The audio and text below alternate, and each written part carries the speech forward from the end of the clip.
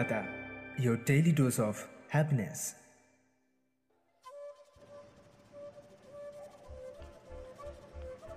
আপনারা শুনছেন বিজয়গড় জ্যোতিষরায় কলেজের একমাত্র internet radio station radio Kolkata. এখন রেডিও কলকাতায় থাকছে কৃষি বিষয়ক অনুষ্ঠান চাষবাস।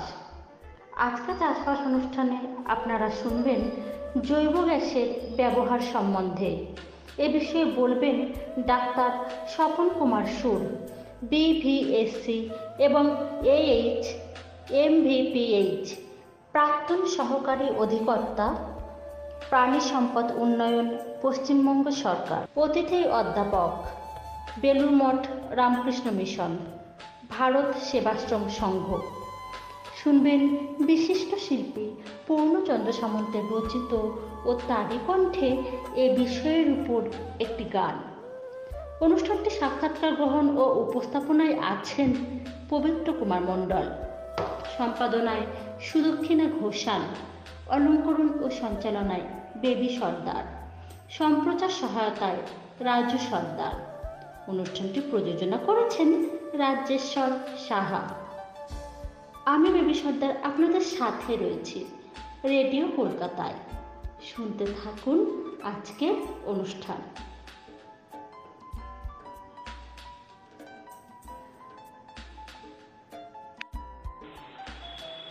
গ্রাম বাংলার সকল শ্রোতা বন্ধুকে অনেক অনেক শুভেচ্ছা ও ভালোবাসা জানিয়ে শুরু করছি আজকের অনুষ্ঠান। শ্রোতা বন্ধুরা, আজ আমাদের অনুষ্ঠানে শুনবেন জৈব গ্যাসের ব্যবহার।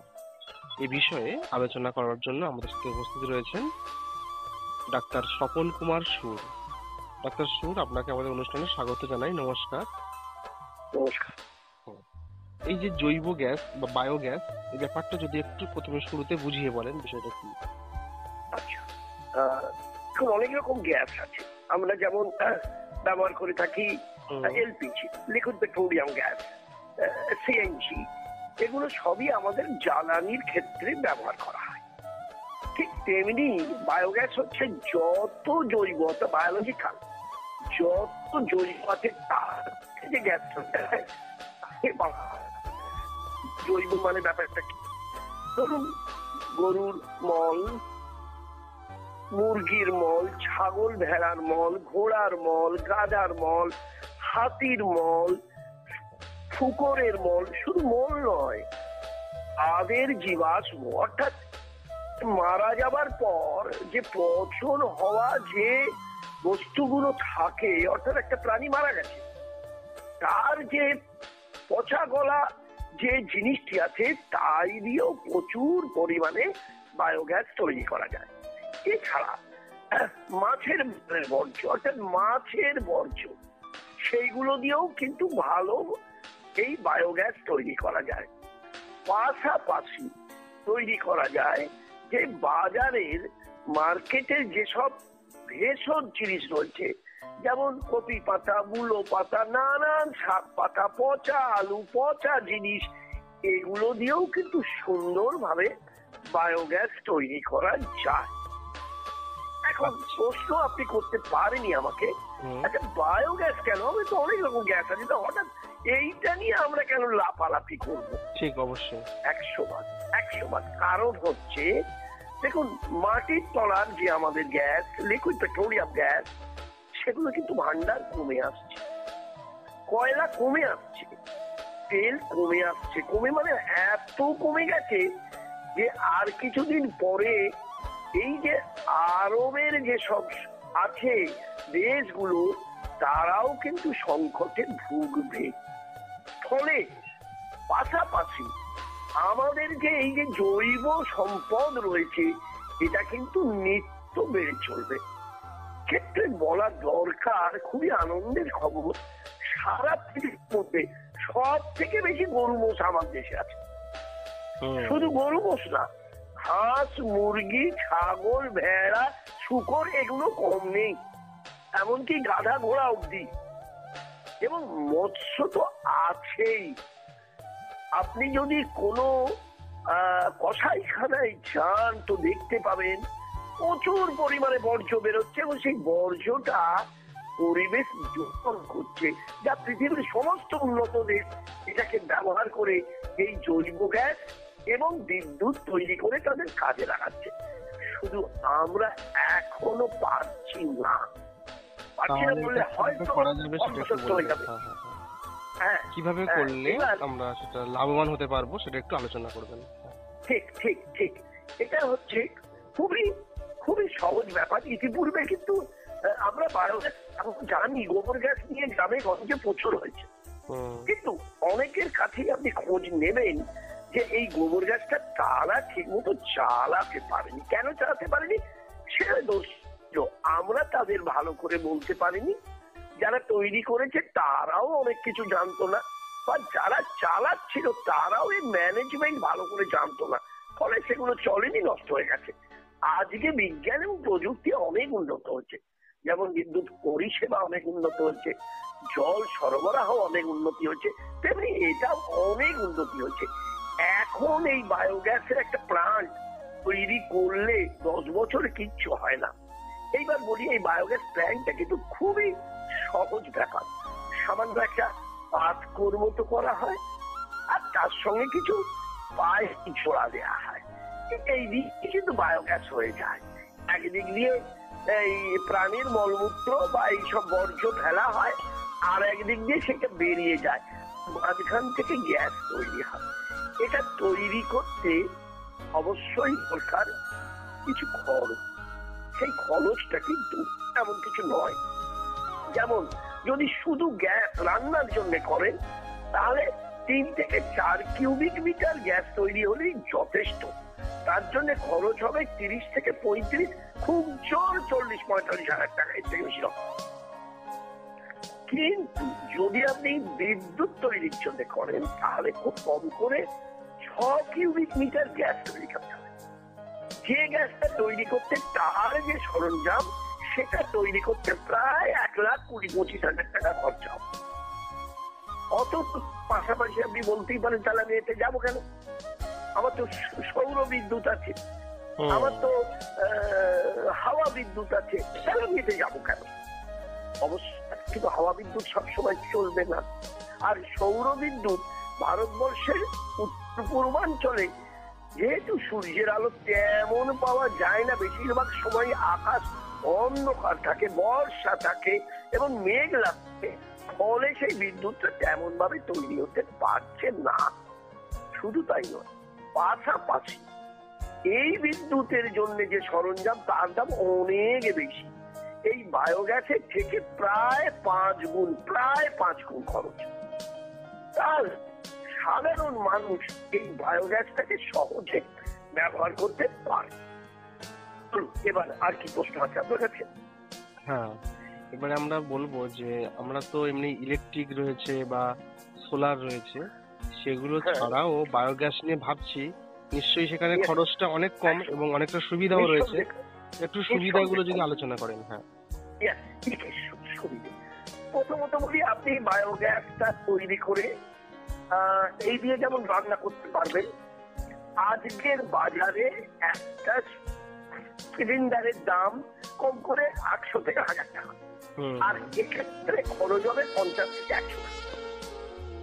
আপনাকে একটা বলে দেবার দরকার, সুন্দরবনে পাথর প্রতিবাদে সেখানে WWF এর সহায়তায় লঞ্চ চলছে এই ব্যাটারি চালিত, মানে এই ব্যাটারিতে, এই ব্যাটারিগুলো কিন্তু সবই এই বায়োগ্যাসে চার্জ দিয়ে দেওয়া যায়।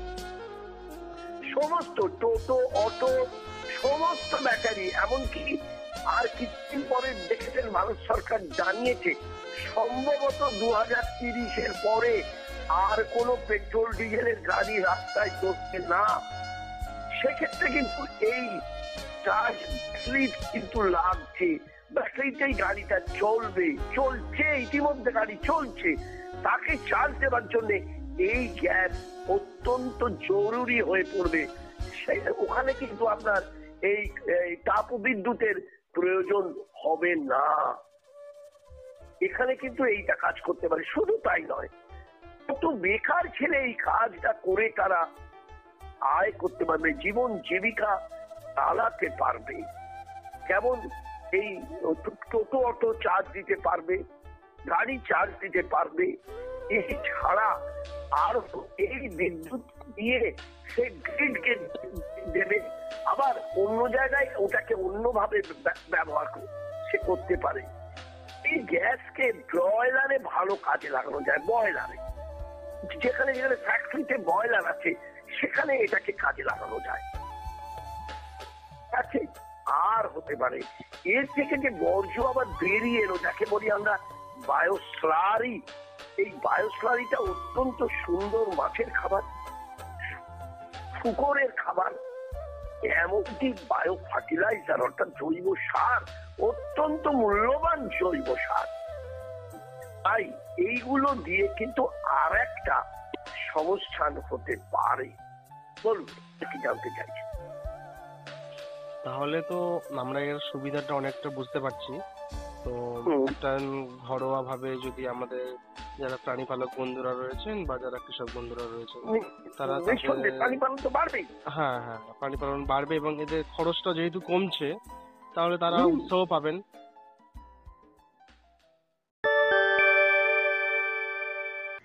এখন শুনবেন বিশিষ্ট শিল্পী পূর্ণচন্দ্র সামন্তের রচিত ও তারই কণ্ঠে এ বিষয়ের উপর একটি গান।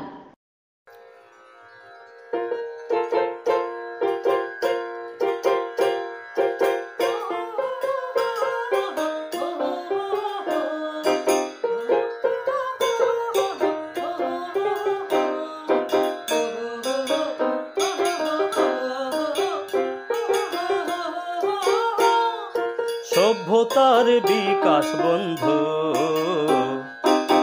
আধুনিক জীবন যাপন। সভ্যতার বিকাশ বন্ধু, আধুনিক জীবন যাপন। বদলে যাবে করো যদি জৈব গ্যাস উৎপাদন। বদলে যাবে করো যদি জৈব গ্যাস উৎপাদন। সভ্যতার বিকাশ বন্ধু,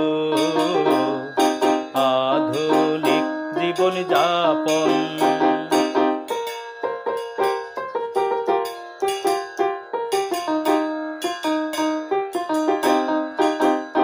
অতি কম খরচে বানাও একটা বায়োগ্যাস প্ল্যান্ট। রান্না বান্না বিদ্যুৎ তৈরির উত্তম কম্পোনেন্ট। অতি কম খরচে বানাও একটা বায়োগ্যাস প্ল্যান্ট। রান্না বান্না বিদ্যুৎ তৈরির উত্তম কম্পোনেন্ট। প্রাণী পক্ষী বর্জ্য দেহাবশেষ প্ল্যান্টে করো পচন। প্রাণী পক্ষী বর্জ্য দেহাবশেষ প্ল্যান্টে করো পচন। জীবন বদলে যাবে, জীবন বদলে যাবে করো যদি জৈব গ্যাস উৎপাদন। সভ্যতার বিকাশ বন্ধু, আধুনিক জীবন যাপন।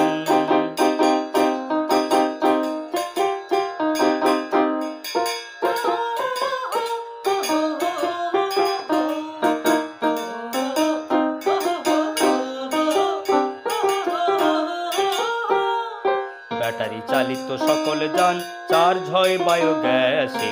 ব্যাটারি চালিত সকল যান চার্জ হয় বায়োগ্যাসে। শিল্প কারখানার বয়লার চলবে দেশ বিদেশে। ব্যাটারি চালিত সকল যান চার্জ হয় বায়োগ্যাসে।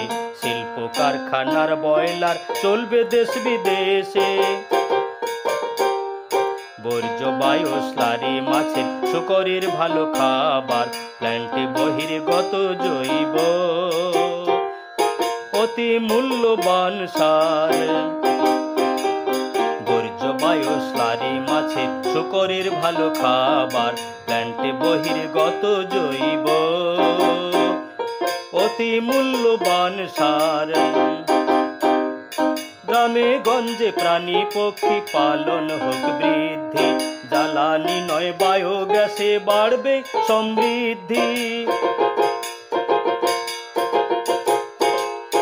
গ্রামে গঞ্জে প্রাণী পক্ষী পালন হোক বৃদ্ধি, জ্বালানি নয় বায়োগ্যাসে বাড়বে সমৃদ্ধি। এতে হবে যুবা যুবতীর বেকারত্ব দূরীকরণ, এতে হবে যুবা যুবতীর বেকারত্ব দূরীকরণ। পরিবেশ আর অর্থনীতি সামাজিক মানোন্নয়ন, পরিবেশ আর অর্থনীতি সামাজিক মানোন্নয়ন। সভ্যতার বিকাশ বন্ধু আধুনিক জীবন যাপন, সভ্যতার বিকাশ বন্ধু আধুনিক জীবন যাপন। বদলে যাবে করো যদি জৈব গ্যাস উৎপাদন, বদলে যাবে করো যদি জৈব গ্যাস উৎপাদন। সভ্যতার বিকাশ বন্ধু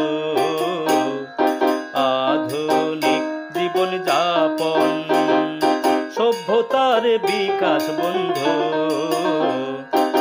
আধুনিক জীবন যাপন। হো হো হো হো হো হো হো হো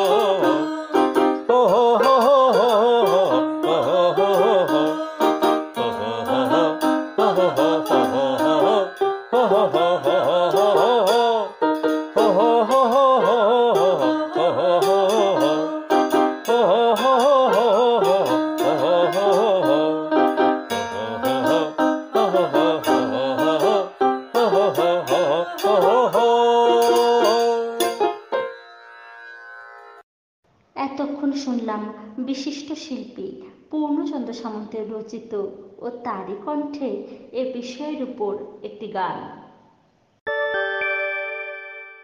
একটু পরিকাঠামোটা কিভাবে তৈরি করবেন একটু যদি আমাদেরকে বলে দেন, বা কোনো সংস্থা আছে কিনা যারা সহযোগিতা করতে পারেন, পরামর্শ দিয়ে হোক বা আর্থিক অনুদান দিয়ে হোক। আছে আছে আছে একটু বলুন। আমার হুগলিতে একজন ভদ্রলোক আছে রাজকুমার বাবু বলে, তিনি নানান জায়গায় এই বায়োগ্যাস প্ল্যান্ট বসাচ্ছেন। তিনি চণ্ডীতলার কাছে খানপুর বলে একটা জায়গা আছে, ওইখানে সম্পূর্ণ ছাগলনাদি থেকে উনি বায়োগ্যাস প্ল্যান্ট বসিয়েছেন। আমার পরামর্শ মতো তিনি বসিয়েছেন, তাতে সুন্দর রান্না হচ্ছে, এমনকি বিদ্যুৎ তৈরি হচ্ছে। এছাড়া হুগলি জেলার আপনি মানকুণ্ডুতে হয়েছে, আপনি সিঙ্গুরে হয়েছে, এই সব জায়গায় ওই ভদ্রলোকের বাড়ি হচ্ছে তারকেশ্বরের কাছে। উনি কিন্তু বেশ কয়েক জায়গায় এই প্লান্ট বসিয়েছেন এবং চলছে।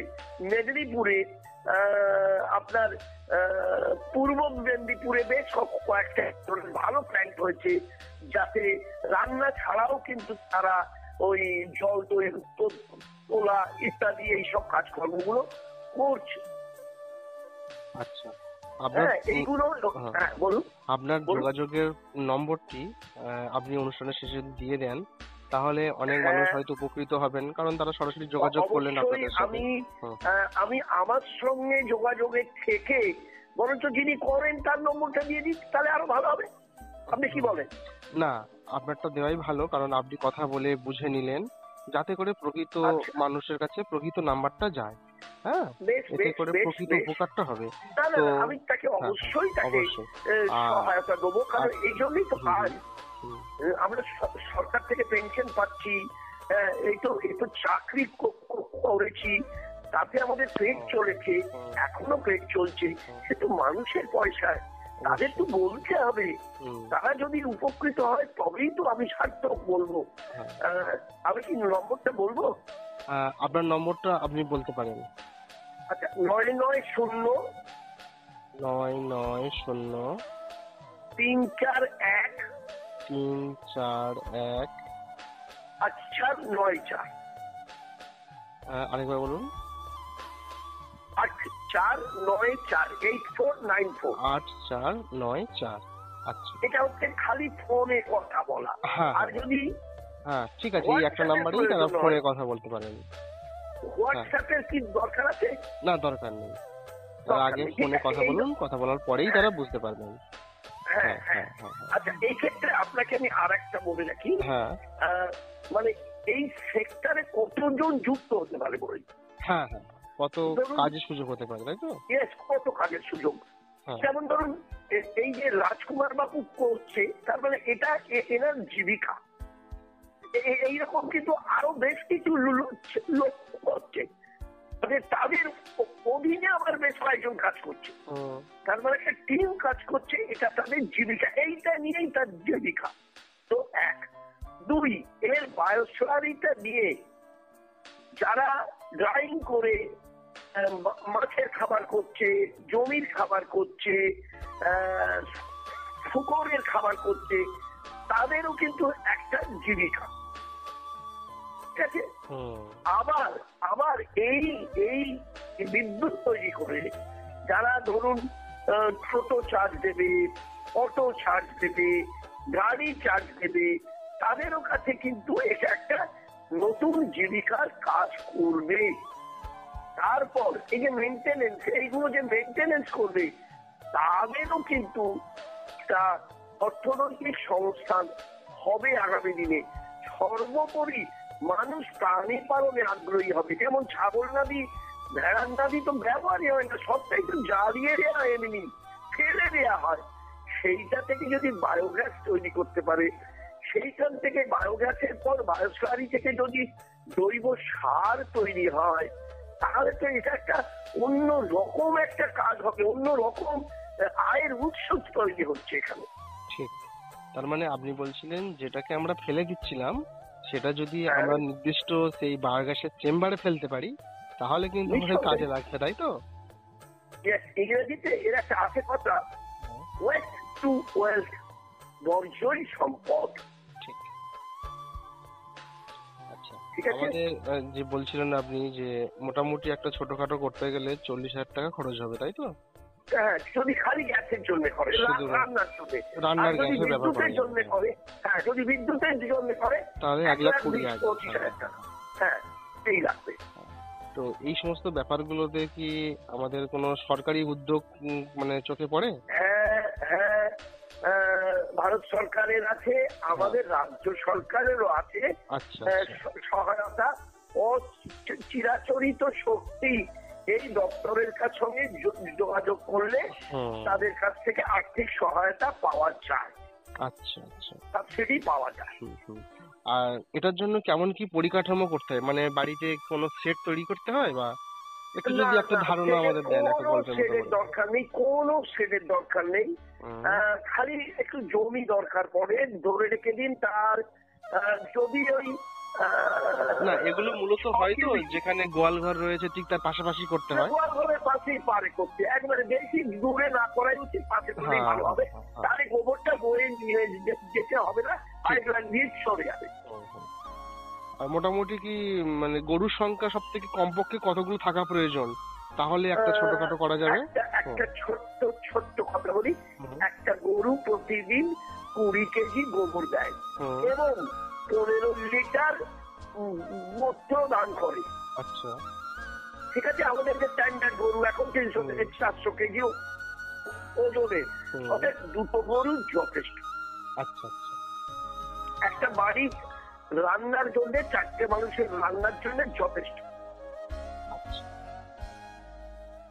তাহলে তো ঠিক আছে। খুব সহজেই বলে রাখি, যারা ছানা কাটানোর জন্য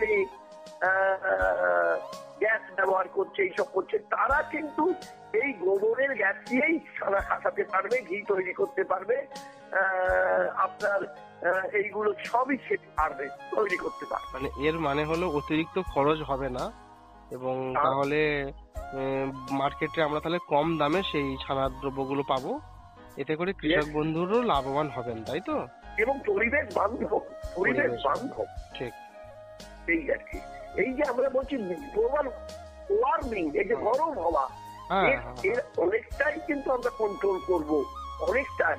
এমনকি আমরা কিছু ডিভাইস বার করছি, ধরে রেখে দিই কোন একটা জায়গায় প্রচুর গরু আছে, মোষ আছে, প্রচুর গোবর, প্রতিদিন ধরুন 10 টন করে গোবর হচ্ছে, সেই গোবরকে ফেলবে কোথায়, জায়গা কোথায়? আমরা চিন্তা করে সেই গোবরটাকে ড্রাইং করাচ্ছি। ড্রাইং বলছি, গুঁড়িয়ে একবারে পাউডার করে ফেলবে, বস্তায় করে সে রাখলো। এইবার এমন লোক আছে তার আবার গোবর নেই, কিন্তু সে বায়োগ্যাস চাই করতে সেইটাকে কাজে লাগাবে। আচ্ছা, বুঝলেন আমি কি চাইলাম বলতে? হুম হুম হুম। হ্যাঁ, যেমন ধরুন মাদার ডেয়ারির তো গরু নেই, কিন্তু সে দুধ সংগ্রহ করে গ্রাম থেকে দুধ এনে শহরের মানুষকে খাওয়ায়। ঠিক এটাও তেমনি, যার গরু বসাতে তার কাছ থেকে গোবর নিল, নিয়ে সে গ্যাস তৈরি করে আবার সে কাজ করলো সেটা। আর আমাদের সুন্দরবন অঞ্চলে দেখা যায় যে অনেক সময় তো নানা ভাবে প্রাকৃতিক দুর্যোগের মধ্যে প্রচুর মাছ নষ্ট হয়ে গেল, একসঙ্গে প্রচুর এই যে মাছ বা এই ধরনের থেকেও তো এইগুলো তো করা যাবে, বায়োগ্যাস করা যাবে। ভীষণ ভাবে দুর্যোগ লেগেই থাকে। এই ধরুন এখন তাপপ্রবাহ চলছে, কয়েকদিন পরেই তো বৃষ্টি নামবে।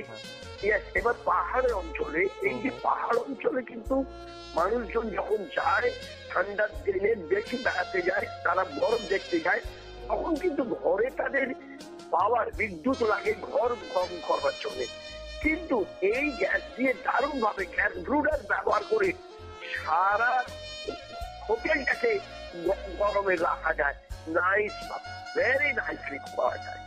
আমরা এখন মুরগির ফার্মে আর আলো জ্বালিয়ে ঘর গরম করছি না, এই গ্যাস ব্রুডার ব্যবহার করছি, গ্যাস দিয়ে ওটা গরম হয়ে যাচ্ছে। তাহলে বায়োগ্যাসের যে গুরুত্ব এটা আমরা বুঝতে পারছি, এবং আস্তে আস্তে আমাদের সবাইকে এই বিষয়ে সচেতন হতে হবে এবং এগিয়ে আসতে হবে, যাতে করে আমাদের পরিবেশটা ভালো থাকবে, তাই তো? 100 পরিবেশ ভালো থাকলে তবেই তো আমরা সবাই ভালো থাকতে পারবো। হ্যাঁ, নাহলে তো মানে সব দিকটা ভালো না থাকলে তো হবে না। আমরা হঠাৎ করে প্রচুর ভাবে খাদ্য উৎপাদন করলাম, দেখা গেল যে, এবং আরো বলে রাখি আপনাকে, আরো বলে রাখি, এই যে বায়োস্লারি থেকে, এই গোবর থেকে কিন্তু বেশ সুন্দর রং তৈরি হয়, পেইন্ট। আচ্ছা, তাই? এই যে পলিটিক্যাল পার্টিরা এখন দেয়াল রং করছে তো কেমিক্যাল দিয়ে, কোনো দরকার নেই, এইটাই ব্যবহার হতে পারে। এই গোবর থেকে যে তৈরি হয় রং, সুন্দর রং তৈরি হয়। এর জন্য ভারত সরকারের একটা ট্রেনিং ইনস্টিটিউট আছে জয়পুরে। আচ্ছা, গোবর থেকে এই তৈরি হয়, এই বায়োস্লারি এবং এই গোবর থেকে রং তৈরি হয়। মানে বিভিন্ন রকমের রং তৈরি হবে নাকি শুধু নির্দিষ্ট কোনো রং? না, বিভিন্ন রকমের, বিভিন্ন কালারের। আচ্ছা, তাহলে আপনার সাথে কথা বলতে পেরে আমাদের খুব ভালো লাগছে, যে আমরা অনেক কিছু জিনিস জানতে পারছি। তো আপনি কি? নমস্কার, আমারও ভীষণ ভালো লাগলো যে আপনাদের মাধ্যমে আমি মানুষকে জানাতে পারলাম, কারণ তাদের অর্থেই তো আমার পেটটা চলে। এবং সমাজের প্রতি একটা কর্তব্য বোধ থেকে আপনি এগুলো করছেন। অবশ্যই। এবং আপনার তো সুন্দরবন অঞ্চলে অনেক কাজ রয়েছে প্রাণী পালন সংক্রান্ত। হামেশাই তো যাই। আমি তোমাদের বলবেন আপনার সুন্দরবনের বিভিন্ন অঞ্চল কোন কোন, মানে আমি গোসাবা যাই, পাথর প্রতিমা যাই, আমি সন্দেশখালী দুবার গেছি। এই সম্প্রতি এই সমস্যা হওয়ার আগে গেছি ওই সন্দেশখালী 1-এ। সন্দেশখালী 2-তে আমি হামেশা যাই, কোলাকাটি, উত্তর কোলাকাটি, দুচিনিখালী, ওইসব জায়গায় যাই। আর আপনার গোসাবা আইল্যান্ডের বালিতে যাই। তারপরে প্রত্যন্ত অঞ্চল সমস্ত, হয়তো শ্রোতা বন্ধুরা সবাই বুঝতে পারছেন না, তারা যদি গুগল ম্যাপ থেকে দেখেন বুঝতে পারবেন। আমি ওই সমস্ত অঞ্চলগুলোতে ভিজিট করেছি, জানি, মানে এক এক দিন কেটে যায় একটা দ্বীপে পৌঁছাতে, তাই না? আমি তো যেদিন পাথর প্রতিমা গিয়েছি রামগঙ্গা থেকে 3 ঘন্টা লঞ্চে, আবার 3 ঘন্টা লঞ্চে ফেরা। মানে এটা যে কতটা পরিশ্রম ব্যাপার এবং কতটা ভালোবাসা থাকলে এই কাজগুলি করা সম্ভব, সেটা আমার খুব ভালো লাগে যে সেইখানকার মানুষগুলোকে আমি যখন এই প্রাণী পালনে যুক্ত করতে পারি, অত্যন্ত ভালো লাগে। আমি এমন জায়গায় যাই, এই জন্য কুলতলিতে, যেখানে প্রতিদিন বাঘ ঢোকে, প্রতিদিন। হ্যাঁ, অবশ্যই। আমরা এমন জায়গায় কৃষকদের সাথে কথা বলতে গিয়েছি যেখানে দেখলাম যে রাতে ঘুম থেকে উঠে দেখছি যে সকালে বাঘ এসেছিল, বাঘের পায়ের ছাপ। হ্যাঁ এরকম তো মানে হামেশাই ঘটে, সেসব অঞ্চলে আমাদের যেতে হয়। তো যাই হোক, আমাদের শ্রোতা বন্ধুদের আমাদের অনুষ্ঠান, হ্যাঁ হ্যাঁ হ্যাঁ, মইপিটা তো প্রায় বেরোয়। যাই হোক, আপনাদেরকে পেয়ে আমরা খুব মানে ধন্য, এবং আপনাদের মতন মানুষকে পেয়ে আমাদের অনুষ্ঠান আরো ভালোভাবে এগিয়ে চলেছে, ভালো লাগছে। আমরাও অত্যন্ত খুশি যে আপনারা আমাদের কথাটাকে মানুষের কাছে পৌঁছে দিচ্ছেন। এটা আমাদের ভাগ্য হতে হবে। এটা বিজয়গড় জ্যোতিষরাই কলেজের একটা উদ্যোগ, অনলাইন রেডিও। এই রেডিওর মাধ্যম দিয়ে এটা পৃথিবী জুড়ে যে কোনো জায়গা থেকেই মানুষ শুনতে পাচ্ছেন আর কি। রেডিও কলকাতায় অ্যাপের মাধ্যম দিয়ে শোনা যায়, খুব পরিষ্কারভাবে অনুষ্ঠান ব্রডকাস্ট হয়, এবং প্রত্যেকদিন রাত 9টা থেকে চলে, এবং সারাদিনই শোনা যায়। সারাদিনই বিভিন্ন অনুষ্ঠান চলছে আমাদের অ্যাপের মাধ্যমে, এবং এটা আস্তে আস্তে আমাদের যাতে সারাদিন বিভিন্ন নিউজ আসে, বিভিন্ন ধরনের আরো অন্যান্য নিউজ যেমন হয় সেরকম আমরা আনতে চলেছি আর কি। যাই হোক, আপনার সাথে কথা বলতে পেরে অনেক ভালো লাগলো। নমস্কার। নমস্কার। নমস্কার শ্রোতা বন্ধুরা, আমরা এতক্ষণ শুনছিলাম বায়োগ্যাস নিয়ে একটি অনুষ্ঠান, আর আলোচনা করছিলেন ডাক্তার স্বপন কুমার সুর, বিশেষজ্ঞ হিসেবে তিনি আমাদের সাথে ছিলেন। আর আপনাদের সাথে ছিলাম আমি পবিত্র কুমার মণ্ডল। গ্রাম বাংলার সকল শ্রোতা বন্ধুকে অনেক অনেক। এখন শুনবেন বিশিষ্ট শিল্পী পূর্ণচন্দ্র সামন্তের রচিত ও তারই কণ্ঠে এ বিষয়ের উপর একটি গান। সহযোগিতায় সৌমি সামন্ত চক্রবর্তী।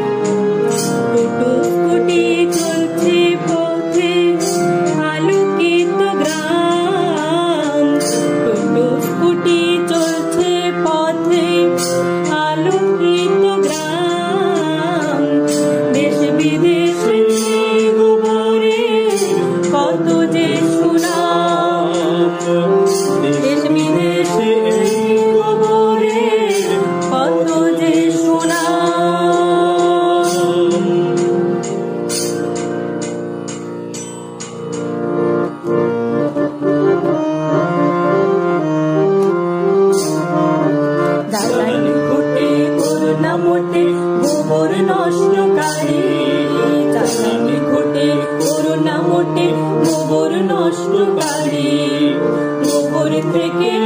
ঠাকুরের রং আর গাড়ি বাড়ি, গোবর থেকে ঠাকুরের রং আর গাড়ি বাড়ি। সুন্দরবনে গোবরের রং জ্বালানির কারবারি, সুন্দরবনে গোবরের রং জ্বালানির কারবারি। মাংস দুধ পশম ছাড়া বর্জ্য উপকারী, মাংস দুধ পশম ছাড়া বর্জ্য উপকারী।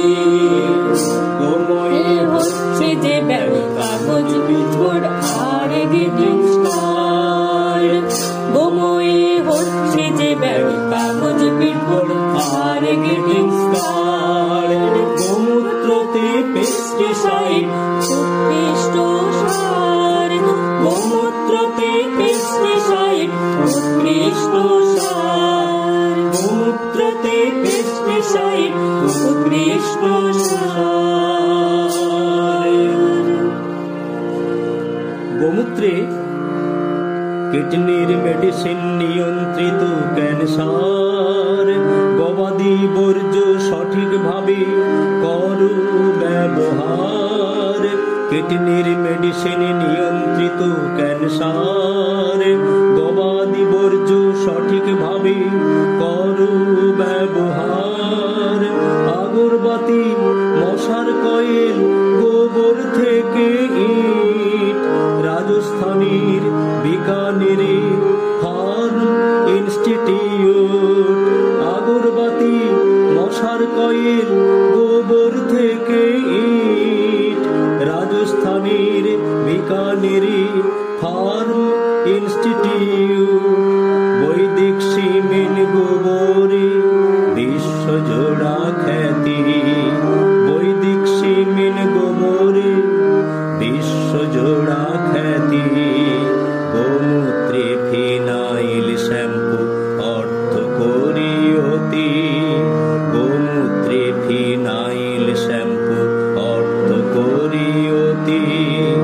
হাতির মলে হয় যে কাগজ আরো কত কি, হাতির মলে হয় যে কাগজ আরো কত কি। গরু মহিষের গোবরে হয় যে পদ্ম ফুলের পাপড়ি, গরু মহিষের গোবরে হয় যে পদ্ম ফুলের পাপড়ি। ডিমের ট্রে আর কম্পোস্ট সার, ডিমের ট্রে আর কম্পোস্ট সার। হাঁসের মল উপকারী,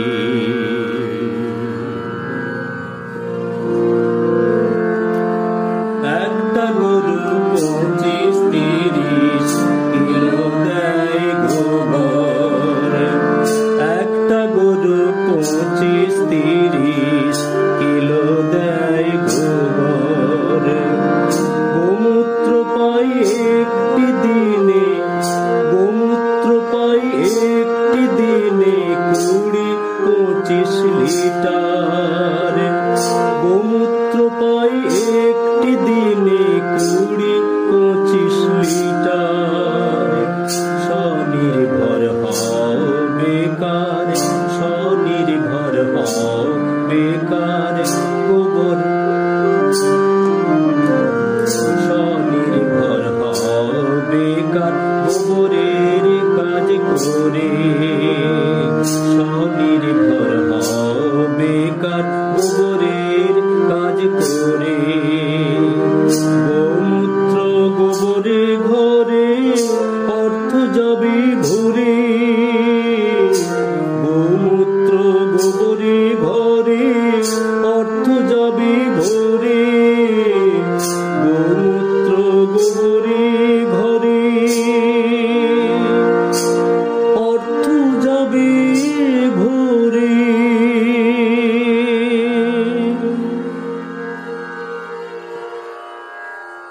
এতক্ষণ শুনলাম বিশিষ্ট শিল্পী পূর্ণচন্দ্র সামন্তের রচিত ও তারই কণ্ঠে এ বিষয়ের উপর একটি গান। সহযোগিতায় সৌমি সামন্ত চক্রবর্তী।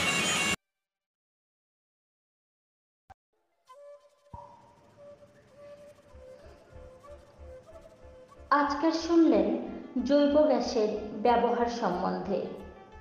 বিশেষজ্ঞ হিসাবে উপস্থিত ছিলেন ডাক্তার স্বপন কুমার সুর, BVSC এবং AH MVPH, প্রাক্তন সহকারী অধিকর্তা, প্রাণী সম্পদ উন্নয়ন, পশ্চিমবঙ্গ সরকার। অতিথি অধ্যাপক, বেলুর মঠ রামকৃষ্ণ মিশন, ভারত সেবাশ্রম সংঘ। শুনলেন বিশিষ্ট শিল্পী পূর্ণচন্দ্র সামন্তের রচিত ও তারই কণ্ঠে এ বিষয়ের উপর একটি গান। অনুষ্ঠানটির সাক্ষাৎকার গ্রহণ ও উপস্থাপনায় ছিলেন পবিত্র কুমার মণ্ডল, সম্পাদনায় সুদক্ষিণা ঘোষাল, অলঙ্করণ ও সঞ্চালনায় বেবি সর্দার, সম্প্রচার সহায়তায় রাজু সর্দার। অনুষ্ঠানটি প্রযোজনা করেছেন রাজেশ্বর সাহা। আপনাদের সঙ্গে ছিলাম আমি, বেবি সর্দার। বিজয়গড় জ্যোতিষরায় কলেজের একমাত্র ইন্টারনেট রেডিও স্টেশন রেডিও কলকাতায় শুনুন কৃষি বিষয়ক অনুষ্ঠান চাষবাস। আপনাদের কাছে আমাদের চাষবাস অনুষ্ঠানটি কেমন লাগছে সে বিষয়ে মতামত জানাতে কিন্তু ভুলবেন না। আমাদের ইমেল আইডি হলো radiokolkata.chasbas@gmail.com। আজকের অনুষ্ঠানটি শুনতে এই রেডিও কলকাতা অ্যাপ ডাউনলোড করুন অথবা radiokolkata.org ক্লিক করে আমাদের ওয়েবসাইট ভিজিট করুন ও লাইভ নাও বাটন ক্লিক করুন। আবারও আগামীকাল হাজির হব আমরা নতুন অনুষ্ঠান নিয়ে। সকলে ভালো থাকুন, সুস্থ থাকুন আর শুনতে থাকুন রেডিও কলকাতা।